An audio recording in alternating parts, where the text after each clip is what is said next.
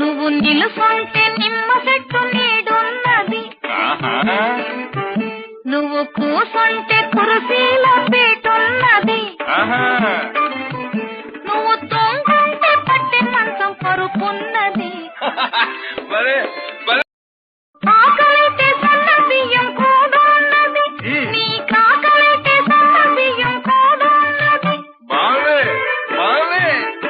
అందులోకి అరకోడి కూరున్నది.